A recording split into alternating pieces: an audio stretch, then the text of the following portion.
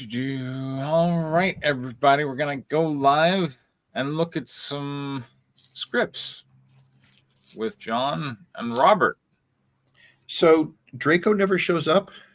He Nope. tends not to do that. Correct? Yes. Um, all right, I'm not going to put any effort into keeping encouraging him. I thought I I like to encourage people because it always Sure. helps to do that. But it I seems mean, weird. yeah. It's just now it's weird right now after the string I participated in. It's weird. Okay. I don't want it to be weird. Well, now you know how Danny feels. Well, yeah, that's funny. That's exactly what I was thinking. It's like, why was Danny so rough? And then, boom, there you go. Anyway, Yeah, it's yeah. All right. So we have name of project by name of first writer. that's the boilerplate, and so, Yeah. Awesome. So is this yours, Robert? Oh yes, this is yes, yours. I see Bible verses. yeah. Awesome. So we're on. Is this page 1 or page 11 or page 21? Well, this would be roughly the last of the first act. Okay, and then after this So scene, 21 to 30 roughly, yeah, ish. a Okay. little more than that because that's I just write that way. So in this particular case, there's three characters that will appear in this section in the first part of it, um, and I guess we could just split it up there, and I can read the action scenes and general stuff. No, I'll read the narration. It's Perfect. better, I think, Okay. as a writer if you hear it being. I So I I'll do agree. that. I'll agree with that. Genesis 1:26. And God said, "Let us make man in our own image." Exterior Everglades, back road, late afternoon. The agency issued minivan rumbles along the muddy road leading to the Holly Research Compound. Abandoned businesses on the edge of the swamp display out of business signs. Oh, sorry. I'll do the GPS thing. All right. Turn Here. turn right at the sign for Clementina's Corral. 4.13 miles of unmaintained frontage road to destination. Please drive carefully. No services available on this route. The road is bordered on both sides by dying oaks with Spanish moss hanging low, catching the side mirrors. Why not just say Spanish moss hangs low on both sides of the road, catching the Yeah. mirrors?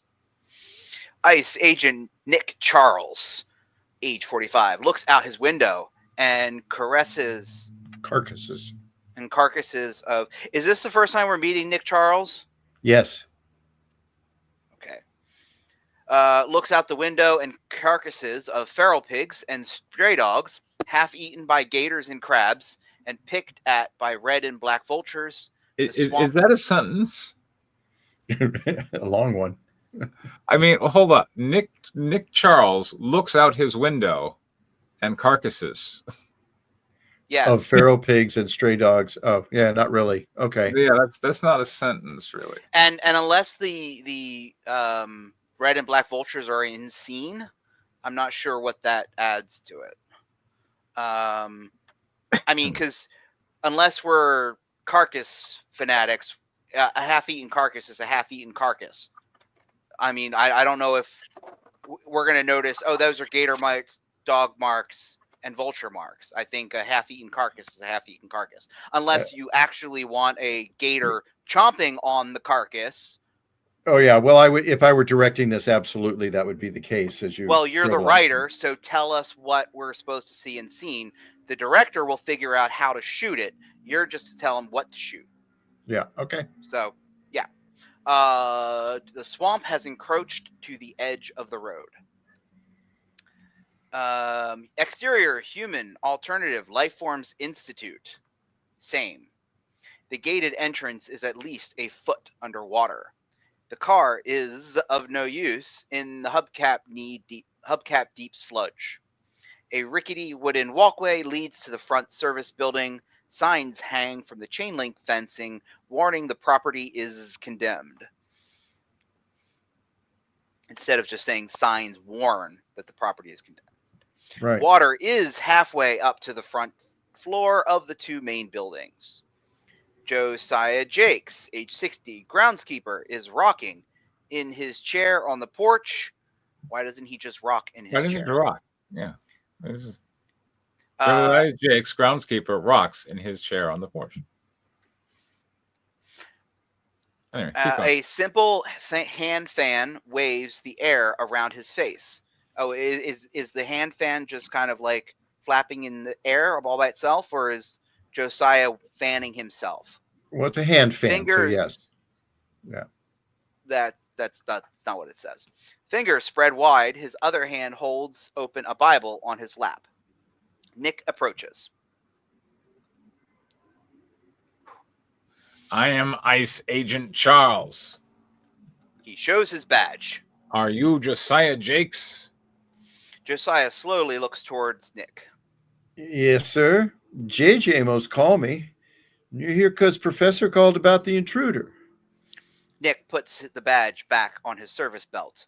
He rests his hand on his holstered automatic. I need to ask you some question, Mr. Jakes. JJ most call me. No point in that, Mr. Charles. Nick quickly corrects Josiah. Agent Charles. I don't know nothing about it. Professor Scogwin's the one you need to talk to. Nick takes notes in a small spiral-bound pad. The first name? JJ's eyes roll up in his head. I don't rightly know, just Professor. Josiah flicks his wrist and swats at a mosquito. Building 2, 3rd floor. First floor's 2 feet underwater. JJ looks down at the Bible in his lap. Loaned it to me, this Bible, so I could read a verse to the workers, calm them after seeing the intruder. Nick looks up at JJ. And do you have a description? JJ ignores the query. Leviticus 17:11. Never liked the Bible. Sunday school, Pastor Jones used to hit us in the back of the head saying everything about everybody and every living thing is in this book, including everything about you, boy.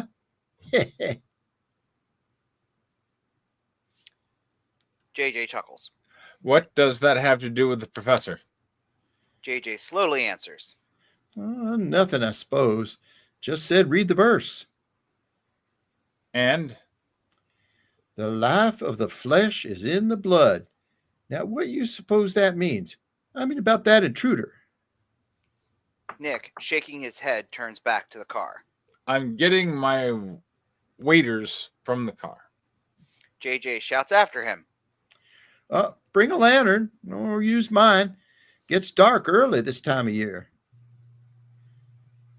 First floor, got no lights. Take this Bible back to the professor, sir, please.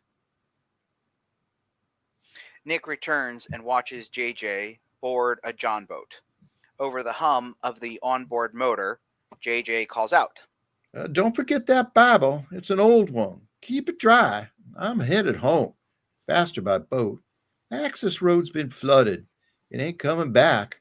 Takes me 20 minutes by boat. An hour to get to the highway by car.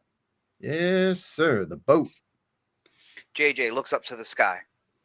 You got about a half hour of decent light left. Full moon might help if it don't cloud up. JJ twists the throttle and speeds off into the mangroves.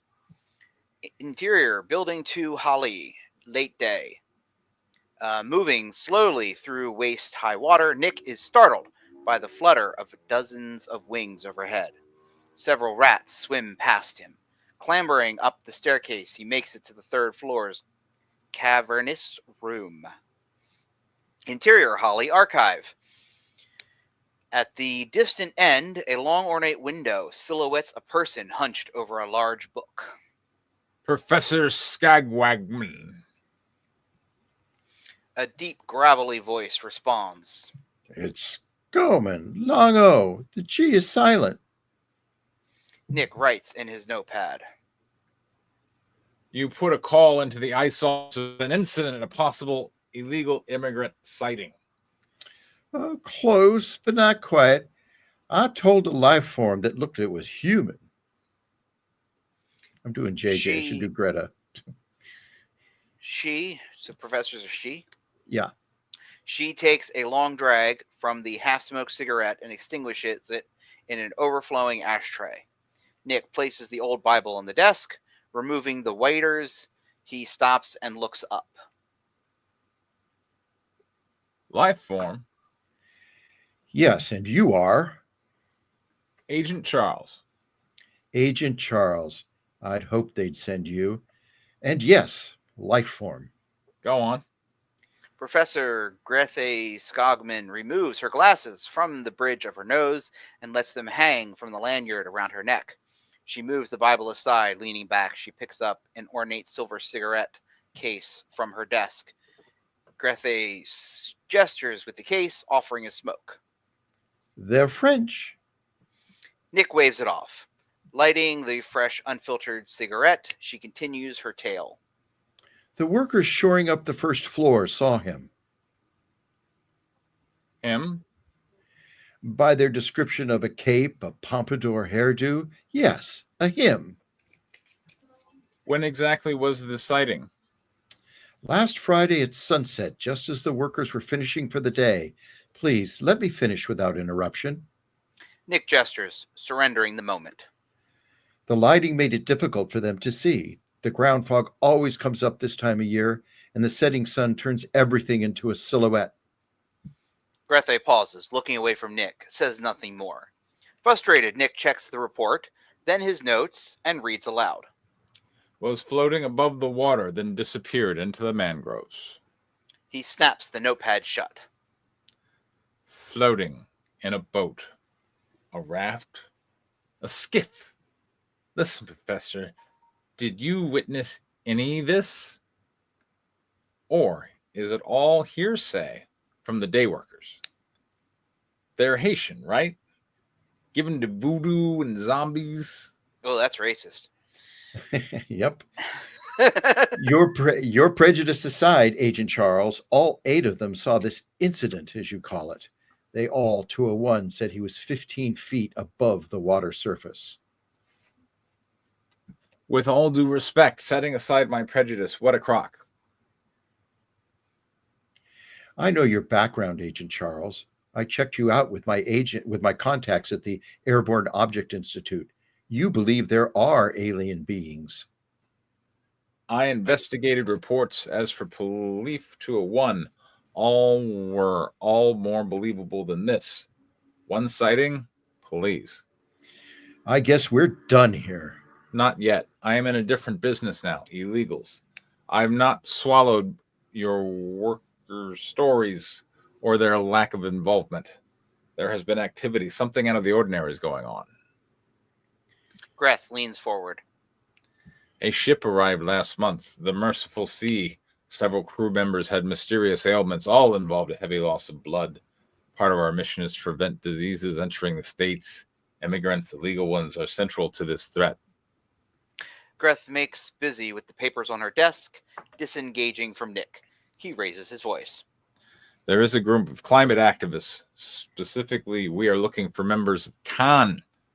They have been increasing their protests and threats against oil, coal, and other corporate energy companies. Their leader is a certain Madison Bathory. We think it's her, the ringleader. Wouldn't that be like Department of Homeland Security, not ICE? I don't know. Maybe I'm not. They're part of it, actually. Okay. Getting impatient, Greth has had enough of the lecture and raises her voice. I only reported what I was told. I am not involved in climate protests, only the effect climate has on genetic structure, and the topic is likely beyond your ken. Nick ignores the condescension. What does any of this have to do with me? What does any of this have to do with me? I fucked up there. We think she is in the Everglades. Other than that, it probably has nothing to do with you or this institute or the fantastic story the Haitians told. Who is she? Then I do think we are done. Geth gestures to the stairwell. Do you need me to show you the way out? If him floats by again, give me call. Nick flips his card to Greth's desk. Huh. She replaces her glasses, resumes reading the volume on her desk. Nick turns to leave. Something scurries at his feet, not human. Nick drags his waiters to the stairs, exits. Okay. All right. Raising from her desk, Greth climbs the library ladder and to the top shelf removes a large scrapbook. Flipping the pages, Greth stops at a newspaper clippings. She runs her finger down to a photo. It is Madison knocking over the podium where Greth is speaking. Madison, I knew she would resurface. Flashback. Interior conference hall 2 years later. Striding to the podium, Greth Skokman, 60, International Authority on Environmental Climate Causation of Genetic Mutations, waves to the loud applause. Madison bolts from her seat, charges down the aisle, knocks the podium off the stage, grabs the microphone. I'll do Madison. Stop with the bullshit. If we don't stop climate change polluting our atmosphere, we'll all be dead. Demand Congress stop subsidizing energy polluters. Get off the stage! Where the hell is security? Security, guards rush the stage and subdue Madison. She continues to yell her message as they carry her out, hogtied. No more coal, no more oil. Keep your carbon in the soil. Oh, that's a good line. I like that. Did There you come we up with go. that? Or did Yeah. you? No, I made it up. Ah, that's cool. I like it. Dissolved to 30 days later, interior courtroom day. Greth is called as a witness at Madison's trial. She is questioned by Madison, who is representing herself. I caution you, Miss Bathory. Any more antics or yelling at witness, and you will be held in contempt and placed in a holding cell. Do you understand? Madison starts to question Greth. Madison, Professor Skoman, in your professional opinion, isn't climate change the biggest threat to humanity, even greater than nuclear war? Wait, what Greta, does this have to do with well, her trial? You'll see. Objection, Your Honor. She can't keep talking about everything, but the charges of trespassing and destruction of property. Okay, Sustained. thank you. Thank you. You actually answered my question because Yeah. I was like, that doesn't make any sense for this. And okay, she's preaching while trying to in her Right. court case. I like it. Okay, it's good. I like it. Yeah, listen, Judge, fuck you. Hey, little lady, address him as Your Honor. How about you shut up and sit down, you fat little pig? The judge bangs his gavel. Your Honor. Order. Madison grabs the prosecutor's toupee and throws it into the gallery. The public and reporters start laughing. Bailiff, handcuff the defendant. Two bailiffs grab Madison. Madison breaks free with only... Okay, I'm sorry. I'm going to call BS on two male bailiffs, and they can't get a hold of one. Yeah. Madison breaks free with only one handcuff. She jumps onto the back of the prosecutor, who is leaning over the railing trying to reach his hairpiece. Oh, so now she's adding assault and battery to her charge. Madison pulls the cuffs around his neck, choking him. Greth, aghast, watches the Damn, entire that fight is unfold. gore. Cut to black. Okay. Now, Oh, is that the end? That's the end. Okay. the end. Yeah. Awesome. There's a crap load of mistakes in there. I've rewritten this like 4 times. I've got a chance to submit it to somebody and I need to shorten it, which I have. I've changed the order based on your guys' notes that you've given me before. Yeah. And some of the earlier scenes and things, not everything, but several of them. This one's very rough because I really just finished it the other day and I'm working on the rest of the screenplay. And then I have to go through it and clean it all up. But it's due next Wednesday, so a week from So week we from have today. Nick setting up a lot of plot here with Josiah. Greta. All right. So how would you describe this? So Nick is investigating. What's he investigating? A report that came back of illegal immigrants because people showed up on this boat that were, mysteriously ill, and they suspected people came in on that boat and invaded into the United States.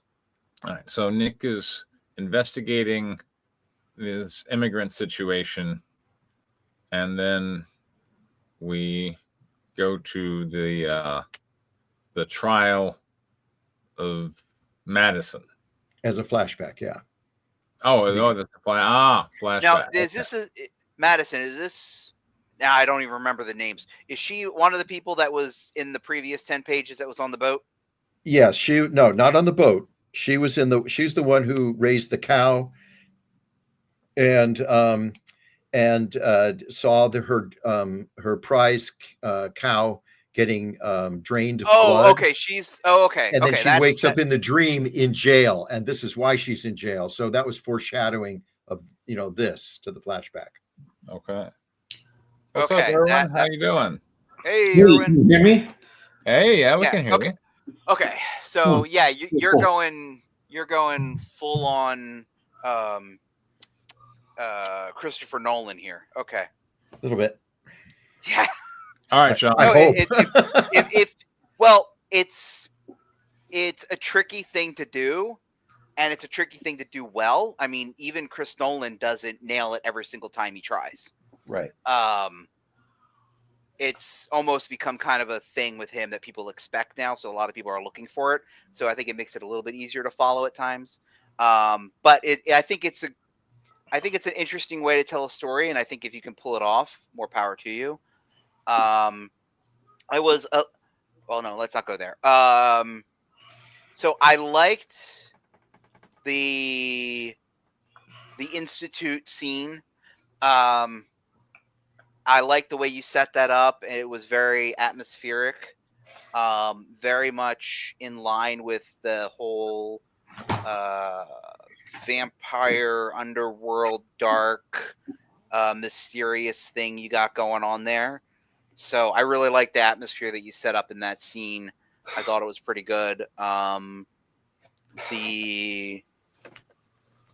The Josiah character, like the way you had his voice down, which was good. It kind of made him stand out, and made him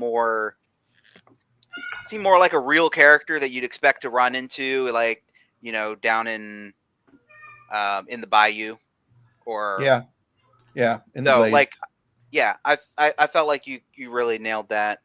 And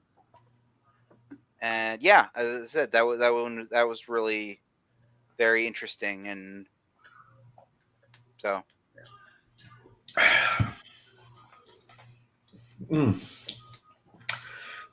I'm interested. Yeah. Yeah, and that's a compliment. Yeah. If I say something like that, because most of the times, you read something and you're not that interested. And yeah, I'm wondering where this is going. I like the scene best between the agent Nick and Gert. Greta. Okay, yeah, yeah. That was had its sort of quiet, humorous moments for me. I thought it was the sort of the interplay between those two characters was pretty amusing, and at the same time, without me really noticing it, you were feeding me a bunch of information about what might be really going on here. And yet I'm still not sure what anything has to do with anything. What is climate change, and what do environmental protesters Well, we'll get to that. Don't jump the gun. No, that's a good thing for me. Oh, okay. That's part of my what's intriguing me. These disparate elements, each one of which is not that interesting, but when you put them together, you're like, huh? What is this? And then the funny scene in the courtroom too. It's just something out of an '80s movie, which I like. I like that. It's goofy. And at the same time, we're learning about this environmental protester and her interesting, at first quirky. She's that quirky sort of energetic girl, right? But then she's like choking this whoever that was. Who was Prosecutor. Prosecutor, yeah. and you're like, whoa, wait, she's dangerous. So all right, yeah, you've got me interested. Okay, thanks. So I liked Megan's trial. She was the prime Madison. Madison trial, right? Yeah. I liked her. I mean, as just kind of freakish strength and blah, and just like absolutely, yeah, like Hulk smash kind of stuff. That was pretty cool. The Nick investigation was it was like, you know, he was an interesting character. He was a strong figure who was certainly digging into finding out the mystery. And along the way, we got a lot of exposition for the world. So cool. In terms of constructives, I found the trial more compelling than the Nick investigation. And that's, I guess to be expected sometimes when stuff gets exposition-y, but when it's a whole bunch of world stuff of this person who's had a history with that, I'm like, oh man, it's hard to keep all these people straight. But I guess that's it. Yeah. Erwin, do you have anything? I would say that I came in at the last half of the first page, so I might have missed something at the very beginning. But the scene with that, what is this, Josiah? Yeah. I think that kind of went on for a little bit too long. That went on for too long. Not just a little bit. It went on for too long. I think there's probably ways of adding tension to that scene. But yeah, you'd have to work on it. It's not. I don't see the elements there yet. But yeah, if it was more tense, if there was something going on with Nick where he wasn't just this agent trying to like sort of walk through this guy. If you could tell that something was really starting to eat at him a little bit, I think that would keep my attention a little bit better. Okay. John. So I think if these were the first 10 pages of your script, I think they'd be a little bit more compelling. Because they were very interesting. If this First was 10 how pages, you were, wow. if these were your first, because otherwise we're 20 minutes into the script and you're introducing another brand new character, actually two brand new characters, because I'm assuming JJ probably doesn't come back. Yeah. So you're introducing two brand new characters 20 pages in. We have no idea who the main character still is, and I know that's been a constant thing. You keep jumping around. Like, where is, if Ulysses is our main character, where the hell is he? What does he want? What's his goals? What's his motivations? And I feel like without that, you're missing a lot. If these are your first 10 pages, then I feel like Nick is your main character and his goals and objectives are to investigate this crime, because then it establishes, okay, this is police procedural type. That's what I'm in for. It's, supernatural whodunit. But given that this is the end of Act 1, and I've been here since page 1, I'm thoroughly confused as to what the point of this story even is, because it seems like it's all over the place. And there is no through line, because you have no character that we can become emotionally invested in, except for maybe Madison. She probably is the most interesting character in your story so far. And that's mostly because of her traumatic upbringing and her acting like a freaking crazy person in court. Like, those two things set her apart from everybody else. And I just, other than that, I feel like your other characters are just kind of forgettable because they haven't done anything too remarkable or interesting or memorable. I guess memorable is probably the right word. Nobody up till that now has done anything memorable except for Madison. She's the only one. And I just feel like you're leaning into an ensemble type piece, which is another thing that's very difficult to do. It's one of the reasons why typically a lot of those big ensemble movies tend to have such big casts in them, because different people will either show up for different characters. But typically, if you have a bunch of A-list celebrities, they have the charisma that they can come in on page one the first time you see them and immediately make an emotional connection with the audience, even if in a 2-hour movie they have maybe at most 25 minutes of screen time. But they have the skill and the charisma and the following to capture that audience. And I think you, as a beginning writer, are not necessarily going to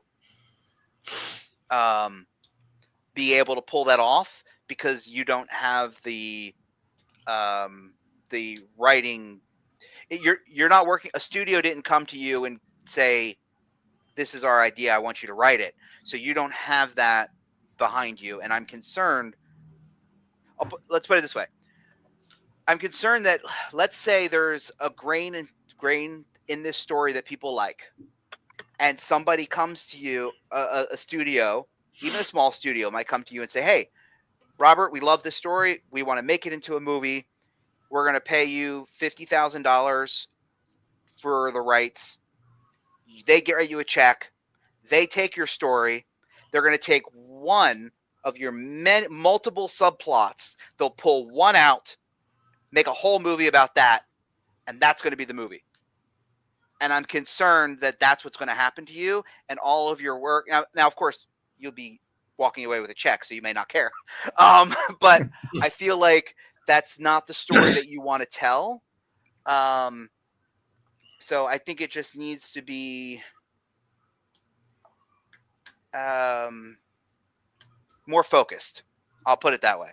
I think the story needs a little bit more focus, and I think the easiest way to add focus is a character that people can connect to, and that character, like a main character that people can connect to emotionally, that they want to know what's their story and they want to know what is going to happen to that person.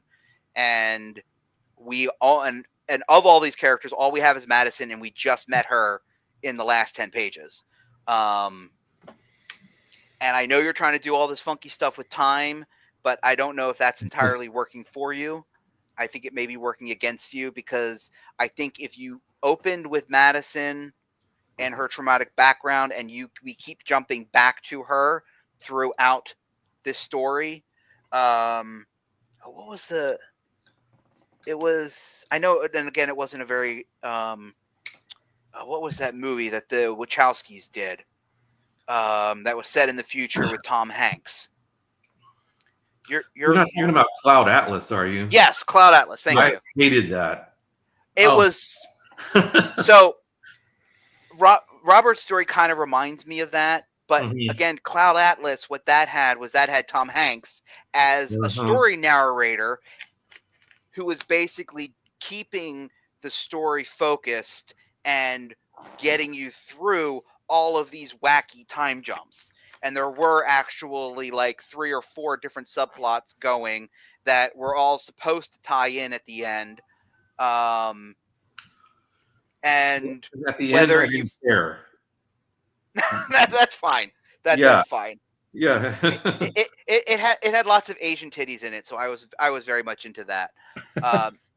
So that was enough to keep my interest. But anyway, so I kind of feel like this story kind of reminds me of Cloud Atlas, and without Tom Hanks.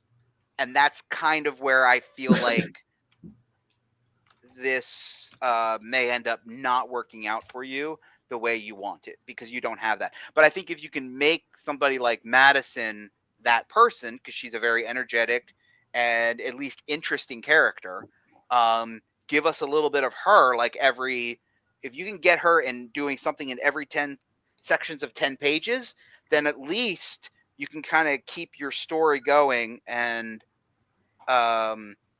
maybe tell the story you want to tell, but we keep it going. We keep the audience focused on a central character who keeps showing up and doing interesting things so that we want to keep watching so that we can see what is this girl going to do next. So it's a thought. But then again, it could end up being that somebody feels that Madison's story isn't the most interesting thing and they just take it, strip everything out, and rewrite Madison's story, and boom. And then you have Madison eco-terrorist. But I still which- get the 50,000, right? Oh, it's like over 100 at this point, but most likely you'll never get to that point. I don't know. I don't know about that for beginning screenwriters.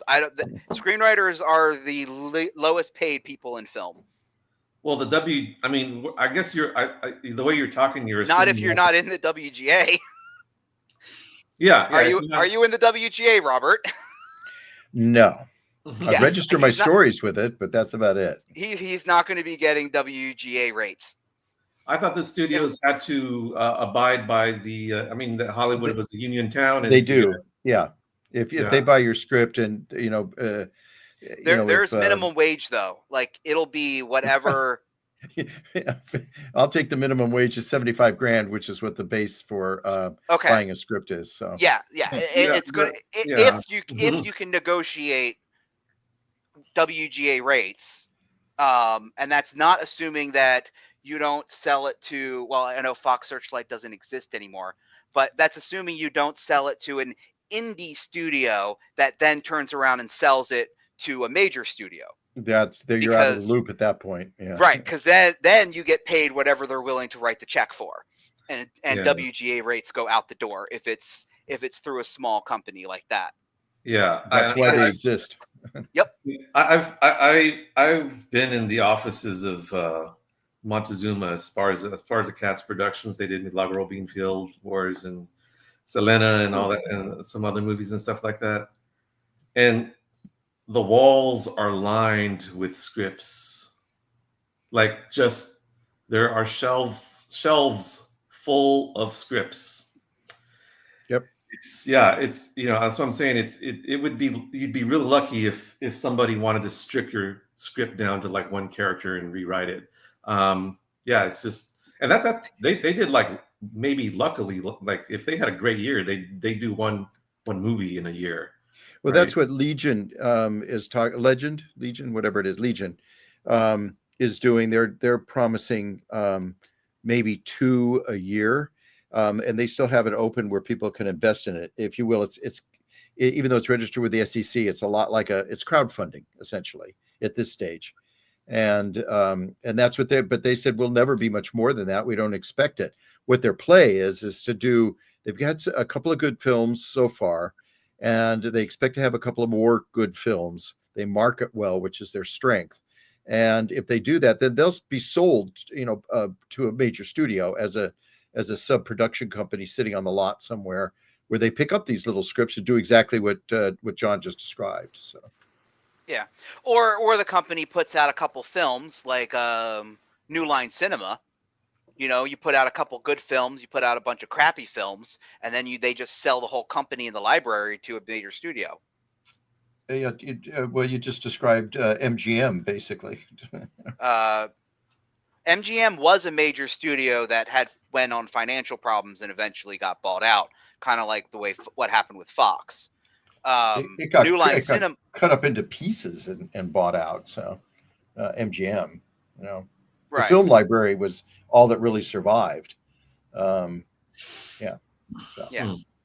if I have that problem, you'll be the first to hear from me, John. It's a good problem to have too. Yeah. But anyway, I just, that's just my thoughts. I will say this: it's one of the reasons why I've enjoyed doing comics, is because one of the things that I feel at least confident in is that when I do a comic, it's the story that I wanted to tell the way I wanted to tell it. And if I have to make changes in order to sell the screenplay of it, at least my version still exists out there. For better or for worse. Yeah, and you'll actually get the work published, right? Because Well, it is technically published, but like, for example, if I were to sell here's Angel the of thing, Darkness, right? If someone buys the screenplay concept to White Lily, are they also buying my comic book title, or do I get to keep that? Right? And if It they depends. No. Yeah. They could come in and say, the Disney, Right. for example, because Yeah. Disney and Warner Brothers both have very robust publishing houses.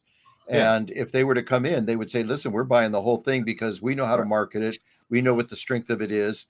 Yeah. We're going to add a couple of car chases and a few explosions and a couple of naked big stars. And, it's going to be a huge hit. And the reason why you say yes is because they give you an ungodly amount of money. It's Hollywood. I mean, this is the film business, the movie business. I don't like to call it film anymore because so few people shoot on film. So Right.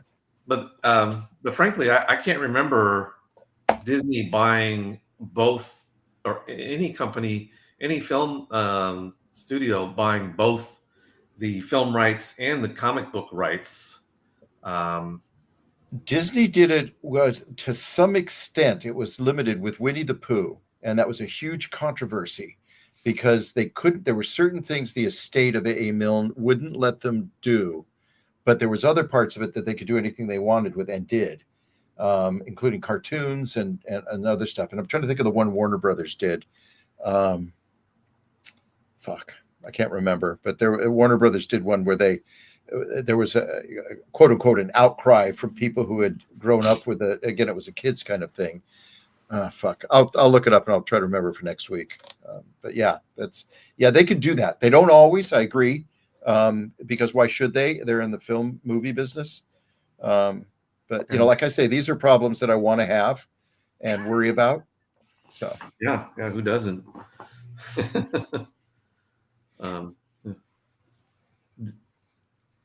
All right. So let me just add one thing really quick. This was done as a novella first, and it's very much written in stone, if you will, because it's published and that's it. But what's interesting about it is I got my first residual from the book. It's a small amount. are you doing small. Print on delivery, print on demand? It's through Amazon and Barnes and Noble. So I have a small publisher who picked it up and published it. It's rife with. I can't look at it. It's back up here. Well, who's the publisher, dude? Black Pawn Press. Okay. There's the cover. There's the backstory and stuff like that. It's novella, so it's very thin. I feel like an influencer. They always show the width of the book. Well, congratulations. Yeah, that's awesome, dude. Yeah, I got a little bit of money. It is roughly enough money to buy a really good dinner for myself. Nice. Couple like $100 bucks. Steak or like lobster? A couple $100 and a good wine. Well, a decent wine. Well, if I'm in California, a good wine. I'm in Chile, so a really good wine. How's that? All right. Cool. All right. So this is Draco's project. Another one. Yeah, this one has leveling. All right. Okay, explain that to me. What leveling is? It's I'm a video game. Read his pitch from the Discord. It's the pilot episode of Ascension: The Last Hunter. Oh, as opposed to, I just want to point out the file here in the top left corner. The file says "script my project," which is not as memorable. A dark fantasy action series with a strong leveling system and cinematic fight sequences. That's what you get. That's the pitch. I hope you liked it. Who wants to narrate? Robert, you want to narrate? I'll do the narrate this time. Go ahead. Interior, abandoned skyscraper, night. The camera shakes and zooms through a pitch black corridor. Heavy breaths, Radio static. A squad of 5 hunters moves in tight formation, tactical lights sweeping over cracked walls. Sirens wail faintly in the distance. Sparks flicker from dangling wires. The tension is suffocating. Sector 7 clear. Keep moving. Eyes up. Suddenly, a monstrous roar echoes through the skyscraper, rattling debris. The hunters freeze, gripping weapons tight. What the hell was that? A shape darts through the shadows too fast to see. Then crash! A hulking, grotesque rift beast, 4 meters tall, armored skin, glowing red eyes, smashes through a sidewall, snarling. Contact. Take it down now.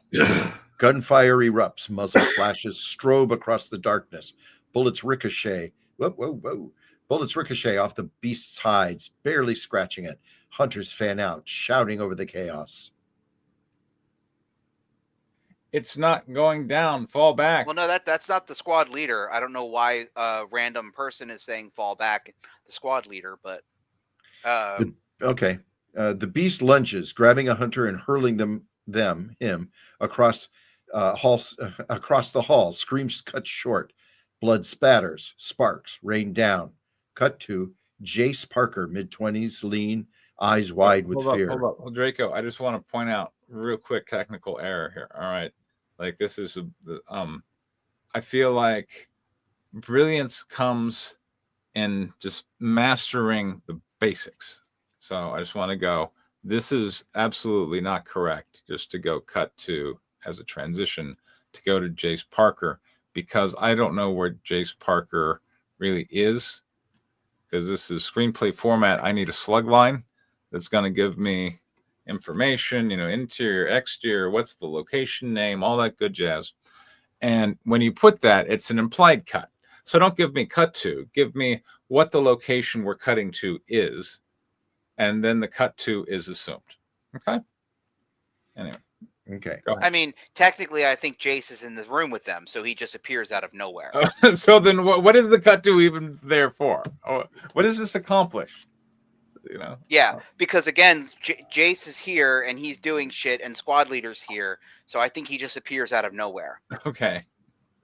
Or maybe Jace is one of the hunters, but honestly, I don't really know. Yeah, he's the only named person so far, so that's interesting. He's special. Yeah. Mm-hmm. How? Why?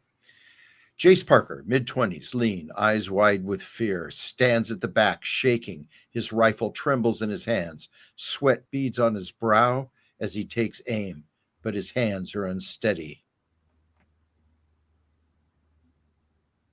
Am I squad? Yeah, Parker. Yeah, you're squad leader. Parker, fire. Damn it. Jace hesitates. His POV. Hey. The beast barrels straight towards him, jaws gaping. Move, you idiot. He pulls the trigger. Blam, blam. Shots go wide. The beast lunges. Smash cut to title card. Ascension, The Last Hunter. The screen pulses with... Are you going to go nuts, Preston, over this? The screen pulses with digital glitch effects as the title solidifies. Oh, yeah. Oh, he's designing his own titles now. Yeah. So he's writer, director, and now he's the title guy. I loves it. Okay. I think everybody knows what's weird about that. Yes, and I don't know why yes, we do, Robert. It's fine. Yeah. Smile and nod, boys. Smile and nod. I don't know why this is in brackets. Interior, Hunter Bureau. Briefing room. Day. Fluorescent lights Same reason buzz. we have a cut too when we don't need one. Right. Yeah. Fluorescent lights buzz overhead. Rows of hunters in tactical gear fill a stark windowless room. The atmosphere is, I get to say it now, heavy, tense, but routine. See? A digital map of the city flickers on a massive holo screen. Rift zones pulsing red. At the back row, Jace sits alone, slouched in his seat. His eyes are tired but focused, tracing the glowing breach points. He fidgets with the strap of his own worn-down rifle, keeping his head low. Commander Helena Grant, 50s, strides to the front military, sharp eyes like razors. Military sharp eyes like razors. She taps a tablet, zooming in on a breach zone marked Sector 14.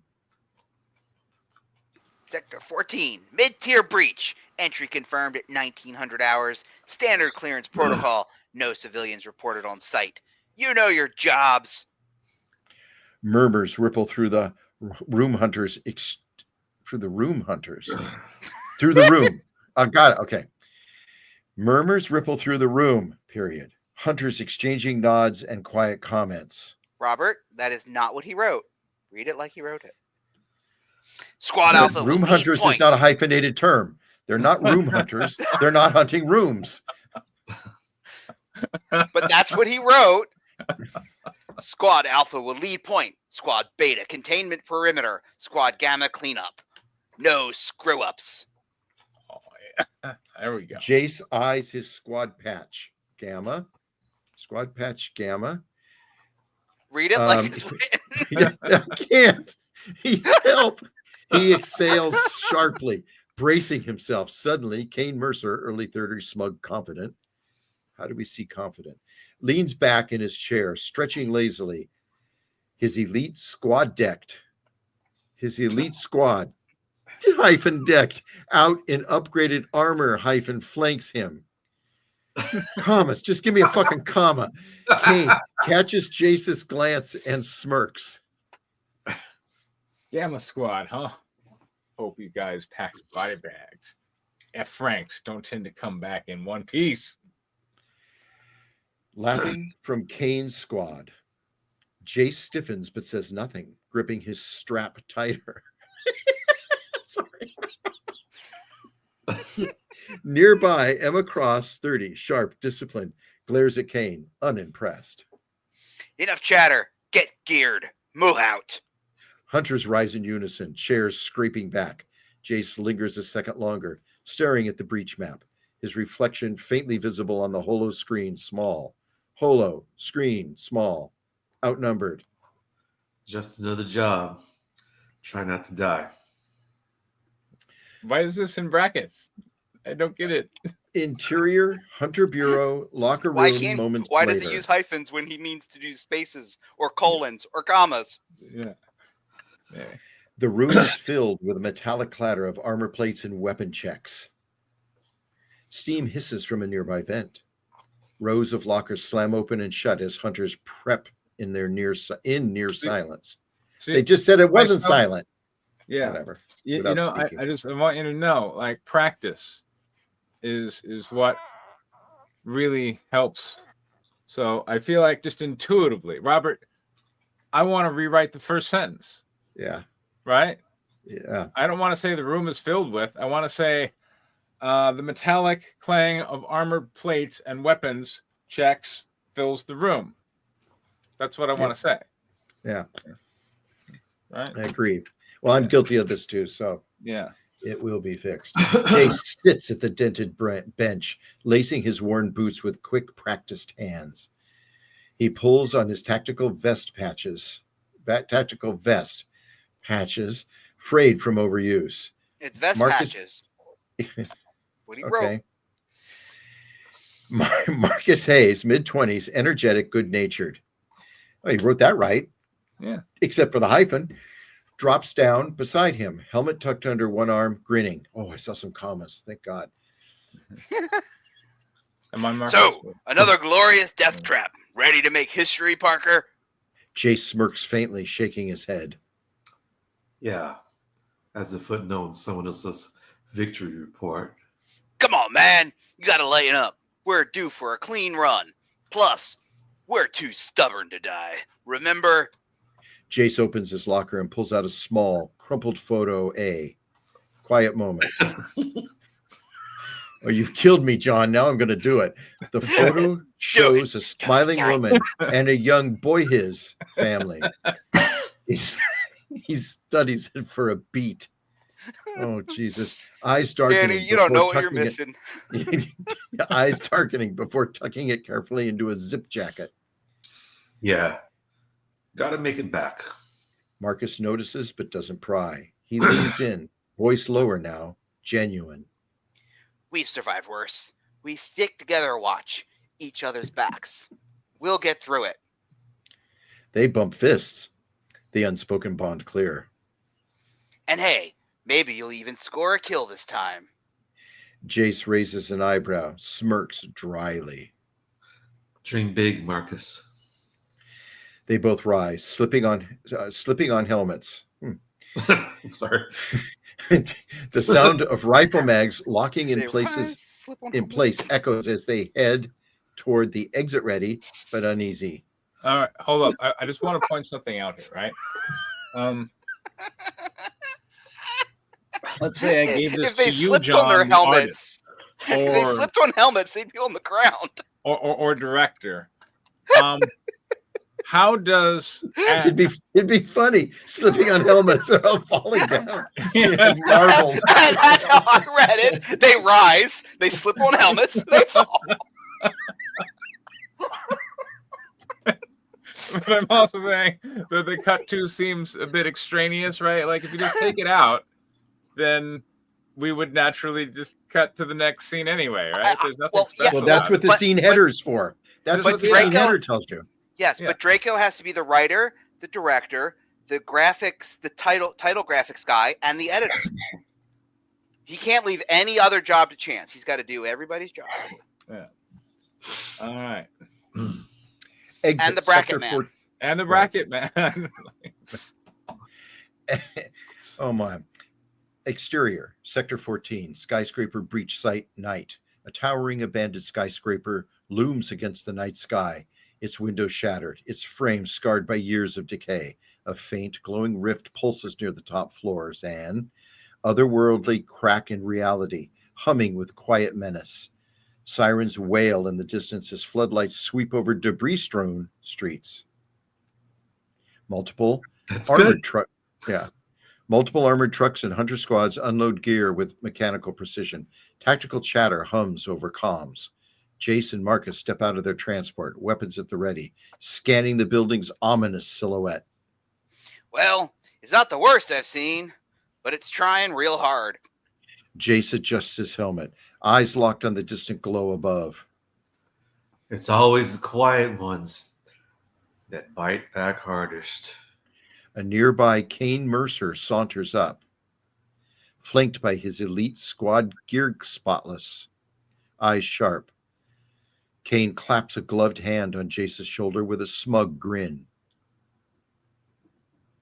Preston, you want to do Kane? Because I think I was doing Kane as Parker, hope you're stretched. Would hate for you to cramp up when you're running for your life in there. Marcus stiffens, stepping forward defensively. Save it, Kane. We all know who's compensating here. Kane laughs, waving Marcus off dismissively. Relax, rookies. Just don't get in my way, and maybe you'll make it back in one piece. Commander Helena Grant's voice barks through comms.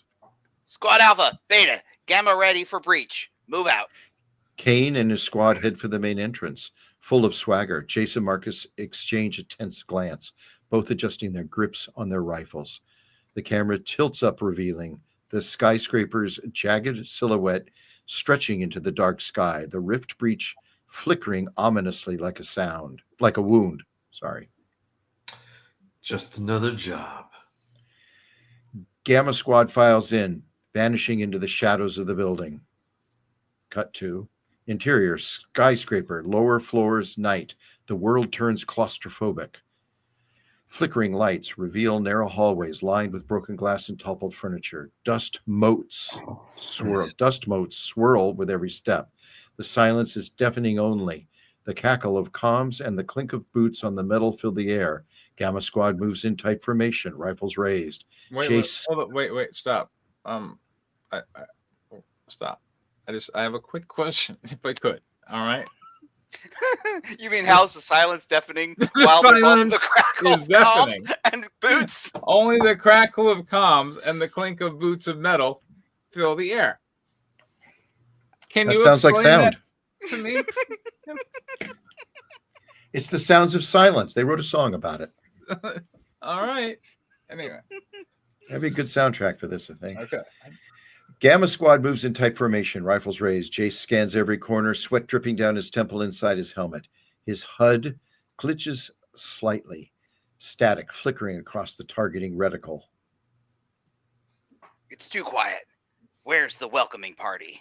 Jace eyes a darkened corner, his light catching a shattered desk, and exhales slowly. Keep your head down. These places, they like to watch before they strike. They continue upward, the glow from the breach faintly visible through cracks in the ceiling. Asterisk. What does Suddenly- the asterisk tell me? I don't know. He had a couple of them in here so far. What Yeah. does it mean? Well, I thought I'd read them from now on. Yeah. I don't Suddenly, know Suddenly, a low growl echoes from somewhere above. The team freezes, weapons snapping toward the sound. Who's squad? No, yeah. Who's squad leader? I guess me. Like, now. Yeah. we have all Sector- these characters with names, but squad leader doesn't have a name. Sector clear so far. Stay sharp. Jace steps over debris, boots crunching glass. He pauses at a warped elevator shaft, peering up. The top floor shimmers faintly with the rift energy. You feel that? Like the air is heavy. Jace nods, eyes narrowing, his HUD glitching briefly. Again, this time the static lingers an extra second. A flicker of something alien. It's here, watching us. Oh, this is the Predator. The camera No, Predator lingers was on. last week. This might be Alien. Them going through a tall corridor with guns. The camera lingers on the group, moving deeper into the skyscraper's darkness as the rift pulse grows, stronger casting, jagged shadows that seem almost alive. Cut to interior skyscraper, mid-level corridor, night. The corridor tightens, narrow, dimly lit stretch with peeling paint and hanging wires. Gamma Squad moves cautiously, boots thudding softly. Their lights sweep left and right across wrecked office doors and overturned desks. Suddenly, a sharp clatter. A desk crashes down from an upper floor, smashing into pieces nearby. The squad spins around, rifles raised. What the hell was that? A long, low growl rumbles in the shadows, then screech! A group of rift creatures smaller than before, but fast and vicious, sleek bodies, glowing yellow eyes, serrated claws, burst from hidden vents and broken walls, charging headlong. Preston. Engage. Drop them. The corridor erupts in a chaos muzzle, flashes, ricocheting rounds, guttural roars. Jace fires wildly, his hands shaking but locked in. Bullets slam into one creature, knocking it back only to have another leap at him. Left. Jace, left. Jace swings around just in time. Bam, bam, bam, blasting. A creature, Marcus, dives in, slamming the creature back with his rifle butt. I think you jump paragraphs. Yeah. It hits the ground. Yeah. We need Oh. reread there. Yeah. Okay, it hits the ground, twitching. Jace's eyes widen, chest heaving. His first real kill. Go, Jace. I got one. No time to celebrate. Another creature. What is no time to celebrate? That's a direction? Anyway, no time to celebrate. Another creature pounces on Hunter, number 3, dragging them down. Blood sprays as Hunter screams. Struggling Marcus dives in, slamming the creature's back with his rifle butt. Help me, damn it. Jace, breathing hard, raises his weapon again, focuses, bam, bam. Clean shot, the monster drops dead. More creatures are swarming. Fast until Kane's squad storms in from flank, precision striking. Kane spins, slicing down a monster with brutal efficiency. His eyes flick to Jace, smirking. What happened to Hunter number 3? Is he alive? Did he lose a leg? Did he save his life? He appeared as quickly as he left. Oh, maybe the asterisks are footnotes about what happens. He fires a clean headshot at the last of the creatures. Splat. Silence falls, save for the heavy breaths and the hum of the breach above. I just want to point out, as someone who's, worked with interpreting scripts into things, if you want to give me a special note on it, give me a special note right there. Don't give me like a key that I have to look up somewhere else. You know. Oh, you're talking about the asterisk. Yeah. If that's what it is, I don't If know. that's what it is. I mean, it could be just an accident. And that's the thing. I shouldn't be looking at it going, is that a typo? You know, you don't want me to think that. So. Jace stands, I think, no, sector, you got his sector security. He fires a clean shot, I think is where we're at. Oh, he fires it. Yeah, He sorry. fires a clean head. Whoa. Yes. He fires a clean headshot at the last of the creatures. Splat. Silence falls. Save for heavy breaths and the hum of the breach above. Then silence isn't falling anywhere. Squad leader. Yeah. Silence falls, save for the heavy breaths and the hum of the breach. Pressing Okay. a squad leader. Yeah, I read squad leader. Yeah. Sector secured. All units regroup and push forward. Jace stands frozen for a beat, eyes locked on the corpse of the creature he killed. His hand trembles slightly as he lowers his rifle, sweat dripping. 1 down. Too many to go. Cut to interior skyscraper. Stairwell landing. Night. Gamma and Kane's squads regroup in a dusty stairwell landing. The team's breathing is ragged, gear scratched and bloodied from the fight. The glow from the rift breach above pulses faintly through cracks in the ceiling. Marcus kneels, catching his breath, while Jace reloads hands, still trembling, but steadier than before. Stairwell's blocked. From the last collapse, we'll have to split. Some of you take the elevators up.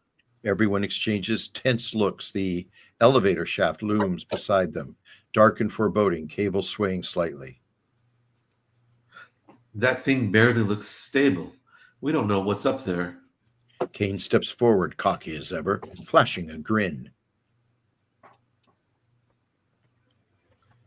Somebody's Kane. Oh, I think Preston was Kane. Because Yeah, I'm Marcus. Yeah. What's the matter, Parker? Scared of heights or just scared in general? Marcus steps between them, eyes narrowed. Back off, Kane. We're not here to play games. Kane smirks, adjusting his weapon. Kane smirks. Oh, yeah, sorry. Relax. I'll take my squad up the other side. You weaklings can handle the elevator. If you survive, try to keep up. He motions for his elite squad to follow, heading for the debris-strewn stairwell to find another way up. Commander Grant's voice buzzes over comms. Multiple breach readings from the top floor. Move fast and finish the job. The tension is palpable. Marcus grips Jace's shoulder. We've got this. Stick together, no hero crap. Jace nods, swallowing hard as he steps toward the creaking By elevator. the way, hold on. I just want to point out something here. That, like this line right here. The tension is palpable. Marcus grips Jace's shoulder. If I'm the director or if I'm the artist and you give me this line, I'm going to be like, how am I going to portray this palpable tension? Presumably, I'm going to do it in this embrace between Marcus gripping Jace, right? These two are going to display that tension that is so palpable. We're going to see it in their faces, aren't we? Shouldn't you be telling me about that? The thing where they're going to show me the tension that is palpable right there? That's the actor's job. Yeah. So instead of giving me lines like the tension is palpable, give me a vivid description of how Marcus and Jace are gripping shoulders amid a somber, you know, so like give me some poetry there.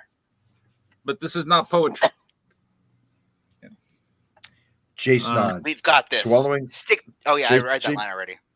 Yeah, Sorry. Jace nods, swallowing hard as he steps toward the creaking elevator. The doors groan open, revealing the dark shaft below or beyond, cables snaking up into the gloom. Every time. It's a gamble. The squad piles into the elevator cage, rifles raised, eyes sharp as it begins to clanking toward the breach point above. That's 10 pages. Yep. 10 pages. I just want to point out, if he removed all of these cut twos, we would have read another 4 or 5 lines of like action. Yeah. You know, just FYI. All right. Well, you know, like I feel like you were definitely swinging for the fences on this one, and I love your epic style. We have boy, we have squad leaders. We have John, tell me what we have here. We've got 3 named characters and a bunch of unnamed extras that are probably all expendable. Standard action cliche. You don't got a name, you're not going to live long enough for it to matter. Let's see. Pretty. So okay, I guess good things. So the action setup is pretty solid, I guess. I think there's an attempt at getting a bit of that. So I think there's an attempt at getting that horror action vibe, kind of like what I mentioned with like Aliens, long corridors and these mechanical things scurrying about, a few jump scares here and there. But again, I'll see. It's so hard with a Draco script to say what's good about it without getting into what's bad about it. But it's like, if you have to tell me that the tension is palpable, then clearly the tension's not palpable. But I think he's trying. So, A for effort. Erwin, what did you think? Did you say Erwin? Yeah. Oh, okay. I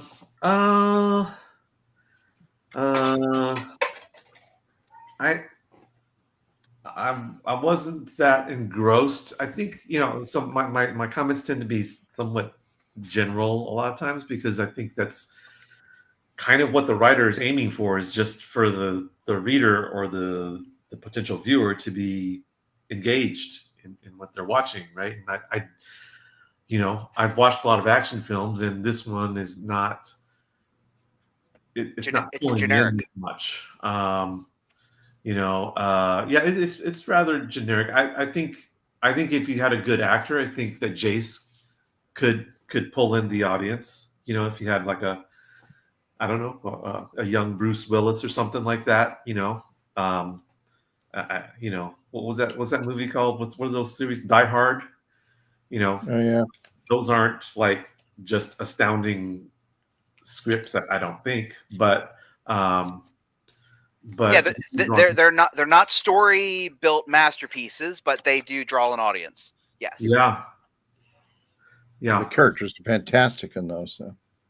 Mm-hmm. And the actors in most cases, except for the last one, because what's his face can't act to save his life. Yeah. Who I think his name is also Jace, isn't it? No, Jai. I'm sorry. It's Jai Courtney. Yeah, Jai Courtney can't act to save his life. Yeah. I mean, I like the action. I like shooting monsters falling from ceilings and stuff, and desks smashing down on the floors, and in this. Oh, I guess this is why it reminded me of Die Hard. This is in a skyscraper. So yeah, I mean, yeah, there's some good solid action here. The elevator shaft, things like that. A scared protagonist, a protagonist that is not flat and robotic. Yeah.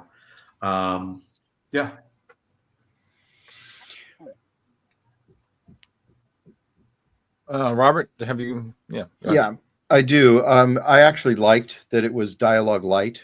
He didn't try to go too much into the dialogue and have it do it. It was the action that it kept moving. What's strange to me is that in the middle of the action,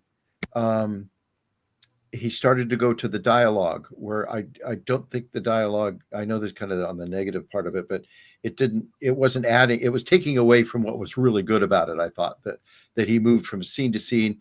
Each person was doing some specific things.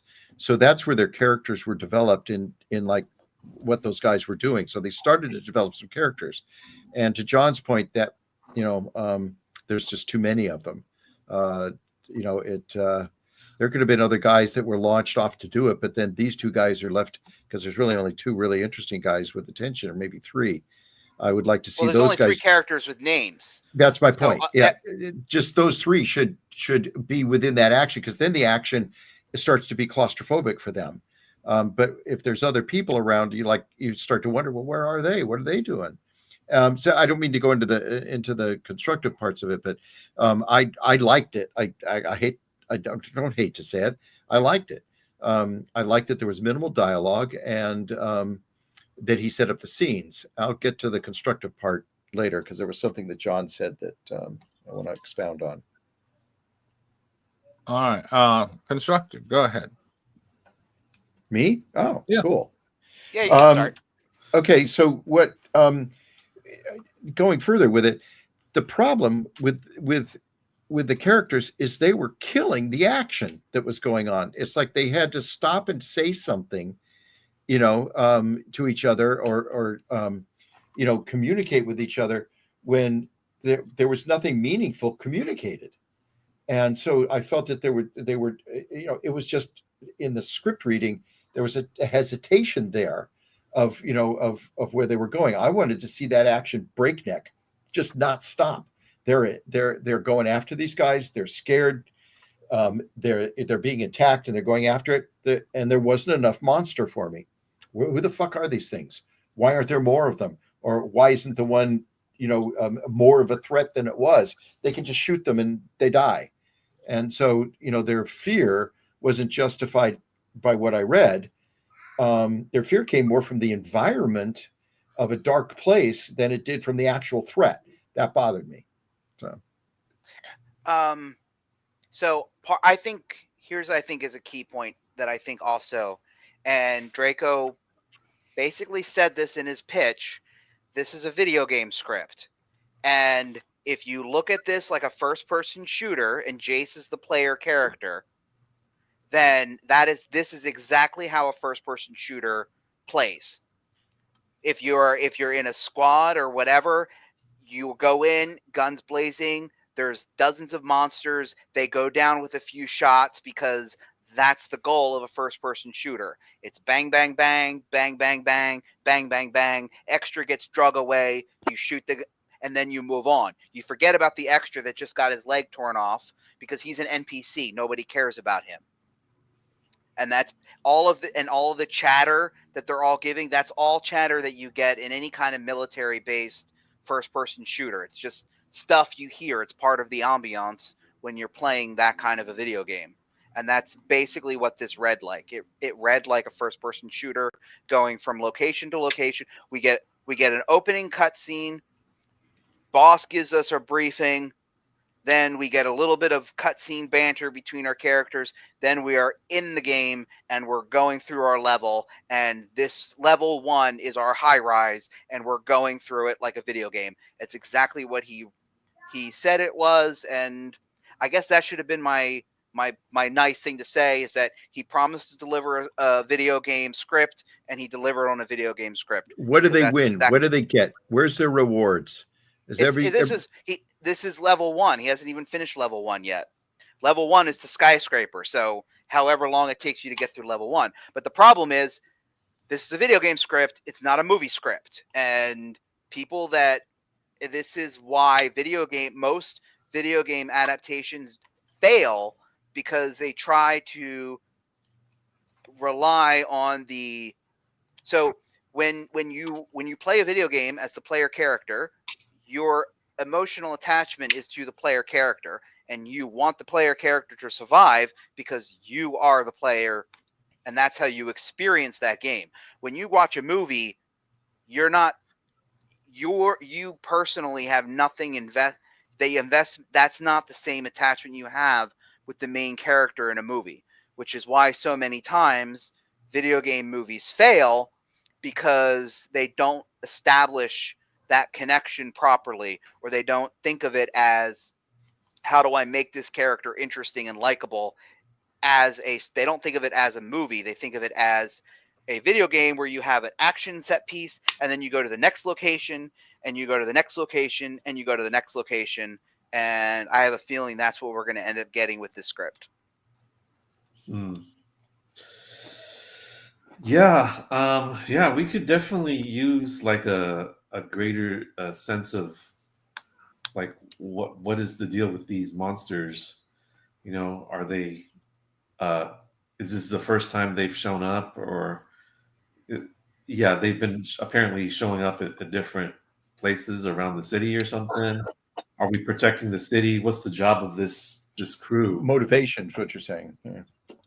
Yeah, what's yeah, like is this are these the Marines, you know, or is this, you know, are they protectors of private property? What are they, you know? And a little bit of maybe what would spice things up a little bit is a little bit of organizational culture. You know, what's the give us some of the picadillos of this particular group. You know, do they have you know, certain slang or certain, you know, obsessions? Um, you know, you have your typical the guy, the bully kind of guy who's calling the other guy a pussy, essentially. Um, but I didn't get to see Jace respond to that. Marcus comes in and defends him, but what's Jace's response? Like, if Jace is the main character, I need to see how he is either getting beat up or he's just ignoring other people's jabs and stuff like that.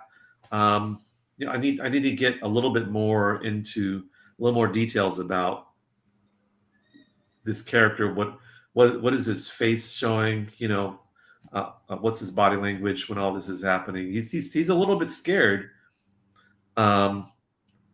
What happens when he shows his fear in the first 10 pages to his fellow squad members, you know, and maybe it costs one of these hunters their lives. You know, I want to see something really challenge this character in the first 10 pages.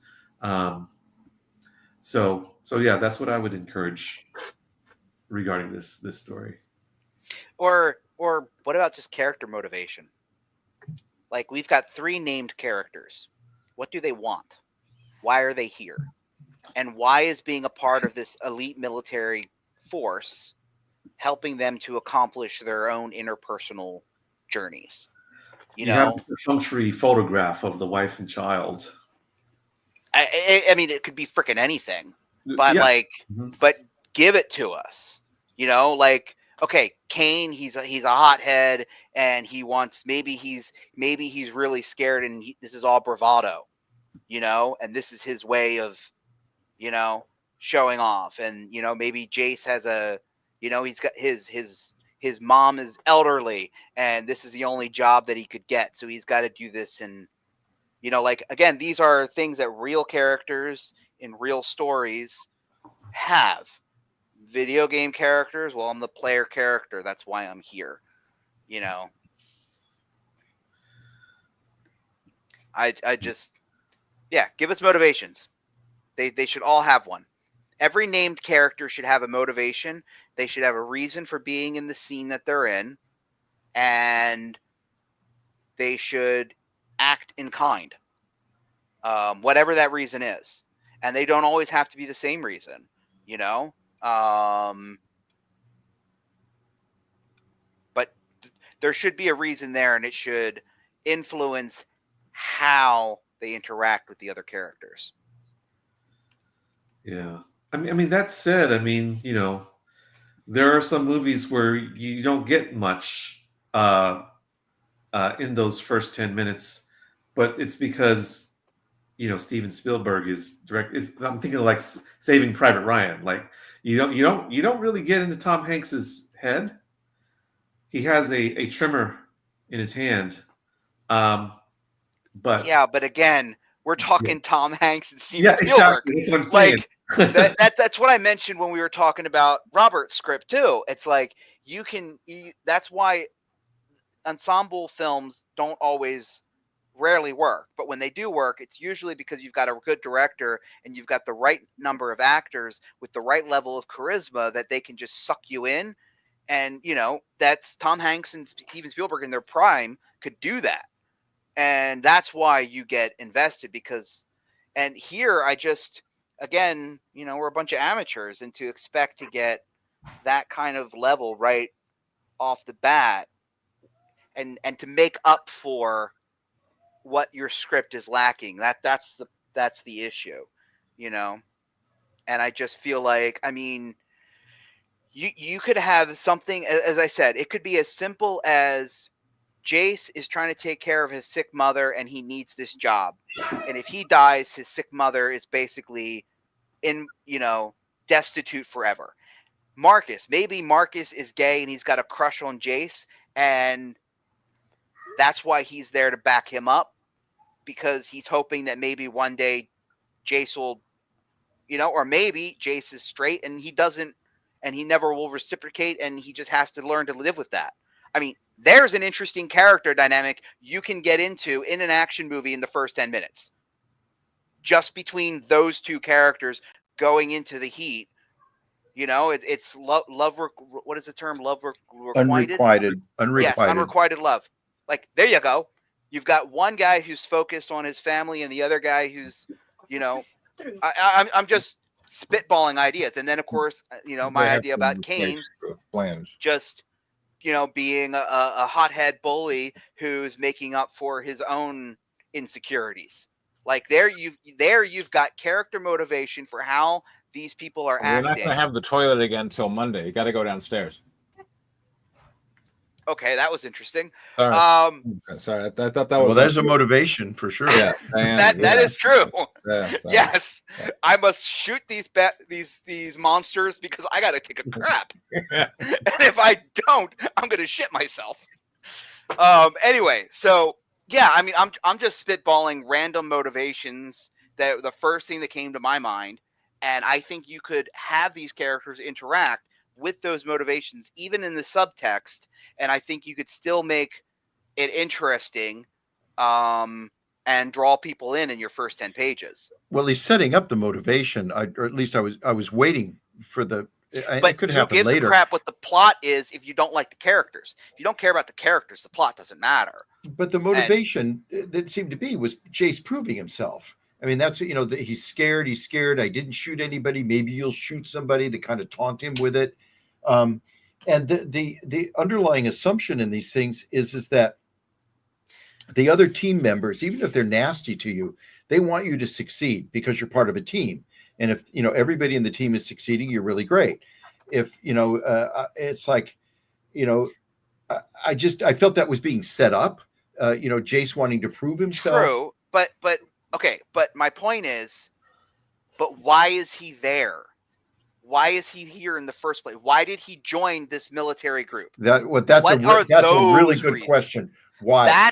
That's where, to me, like, yes, I understand he's a rookie and he's going to prove himself, and that's going to be the journey that he goes through over the entire story. I'm not expecting him to do that in the first 10 minutes. What I'm expecting in the first 10 minutes is to know why I should care about him and his journey. Well, that's why I keep this little note thing. It's a little post-it note that I wrote down. It's, first of all, I think in scenes, how to tell the story, who is the main character, what do they want, why can't they get it? There's several others. But that's what we're saying. First of all, we don't know what he wants, and we don't know why he can't get it. And that's my problem. That's to me, I feel, and that's also kind of what I also mentioned about your script too, is, to me, I want to know who the main character is and what they want. And because to me, that tells me whether or not I want to follow their journey as they accomplish what they accomplish. So that you're vested in them. Yeah, got it. Yeah. And what they want may not be a good thing. And that doesn't necessarily, like Breaking Bad. That was one of the things that made that show so popular, was that what he wanted, well, it's a good thing, and he went about doing it the wrong way. But like those types of stories are also compelling, where they want the wrong thing for the right reasons, and then you're kind of interested as, are they going to get it? Is this going to be, how is that going to affect their life and the other people around them? But I also just want to point out, on Breaking Bad, that's the initial, that's what we follow in season 1, is Walt is taken to a life of crime because he has cancer. But what we later see through the rest of the seasons is no, Walt is not taking a life of crime because he has cancer. Walt is taking a life of crime because he wants to, and he sees an opportunity to do so. It's greed. It's greed and power. Yeah. Yeah. Yeah. Power. Yeah. So, and that is like the darker reveal of his character. He was that way all along. I'm glad that Robert brought up that he does get his first kill in these first 10 pages, and that's a really important act, according to what we've read so far in the story. Yeah. And so in the first 10 no flashbacks. I use them all. There's none left. Yeah. Yes. So he has his first kill, and does this first kill, his response to it, does it push the story towards the end of the first act, the first great turning point? So I think that's why he's there. That what you said. Why is he there? That's what we need to find out. That's what I think you're saying. What I don't understand is why there's no leveling system apparent in these pages. I was promised a leveling system, and I really don't see one. So I don't know. I feel like my expectations were not met in that regard. Well, you'll just have to wait for pages 11 to 20, which Draco will never present, because next week he'll have pages 1 through 10 of a completely different story. I look forward to that. That's going to be a cool story. I want to give some notes on that story that we're going to read next week. Just get rid of the cut twos. You don't need them. You know, hyphens. No more hyphens. Yes. No hyphens. No cut twos. Get rid of asterisks. Your writing will improve so much. He had one properly used hyphen. Yeah. He did. Like, the debris strewn or something like that. Yeah. But honestly, he could get away without that one too. I'd rather give him the note of do away with all hyphens than I think it'd be better for him to not have them than. It was cruel to make you read them the way it was written, to make me read them that way. It was hard. I just want you to know that. Well, I mean, how do you think Draco felt listening to that? Well, the same way I feel when, things that I've worked on so hard that I then realize, this is what I said, Preston, this is what I wrote about before, when, as a validation of what this group does, is this that I hear it from other people. Because when I see it, it's so fucking clear to me. I know just like he used it, just like Draco used the hyphens. It's easier to see the mistakes other people make than to see your when own they're mistakes. Reading it, even when you're making the same mistake. That's right. And I'm going through it, but I hear what you guys are saying about this stuff. I have to say, John, you've influenced me. What if I did put the Halley Institute scene with Nick and Josiah and Greta at the beginning? What if I did that? I go, holy fucking shit! I never even thought of it. I did change where things went, but I never did that one. So I'm due to give this to somebody next week as something that they're considering. I'm not making any promises. I have much hope. But I will say, and this is one of the things about your sticky note that you have, and this is one of the things that I kind of have adopted into how I write. And for your story too, with all of your characters, I would say think through that sticky note for every named character. That's how I do it. Every named character. Every time you introduce a character with their name, they should meet those qualifications. They should be the main character in their own story. Even if they're not the main character in your story, they should be the main character of their own story, and they should have the proper motivations, and that's the way they should. And that's just how I treat when I introduce a named character. I make sure that I know exactly who they are, what they want, and what they're doing in that scene and why they're there. And if they're an extra or somebody expendable that's just there to die because their background, then I don't bother giving them a name. Yeah, that's funny that you did that. My response to that is there's a scene later, you talked about police procedural where they're actually investigating one of the crimes that gets committed. The there's a scene where this crime scene investigator, the woman who like goes around and picks up the evidence and stuff, sends a secret note, to Nick to say, "Oh, I saw this thing and you should know about it because your briefing they didn't tell you this." And the responses with his partner is like, "Oh, was that the redhead?" And that's all I give her. But it's like it's why he paid attention to her. It comes in later. It's a very subtle kind of thing that I tried to do, but it for me it really works. Sexual attraction is a very strong motivator for people. And in other words, why would he listen to her to begin with? But I give him I kind of relieve that tension a little bit later with it. But it's to your point of letting the character, if they're there, they have to stand out. Otherwise, get rid of them. And that's going back to this one. That's what should happen with most of the rest of that squad. Why aren't it just the 5 best guys going in? We're not going to sacrifice everybody. Let's just get our 5 best guys and get these guys or something. Then it's tight and claustrophobic and like, what the fuck's going to happen? And who's backing me up? I mean, there's yeah. I mean, that's where you get into like if then we actually care if somebody dies. That's correct, because then you're less strong. Like again, like in Aliens, we spent the entire first act with the squad guys before they go into the alien base. We get to know them so that when they start getting killed, we actually care about them. We feel a bit, yeah. I still think about Vasquez. Yeah. Oh, yeah. Yeah. I saw a post on her on Facebook today. People love who's the actress again? Who played Janelle Vasquez? something or another? Oh, Jeanette. Jeanette Goldstein, isn't it? Goldstein, Yeah, yeah. Jeanette Goldstein. Anyway. That's right. Her name was Janelle in Terminator. That's right. Yeah. All right. Well, those are all the She's scripts. very I think nice, by the way. she is very nice, and She's very nice. and she has a copy of Guinevere. She does. Nice. She has her Yeah. own bra line. Yeah. It's her own bra line. Oh, Yeah. Yeah, excellent. She has her own lingerie line. There you go. Does she autograph them or any? I have not bought one, so I don't Yeah. know. I do not know if she will actually sign it. Yeah. All right. We'll see you hopefully next week. All right. All right. Huh? Thanks everybody. It was good feedback.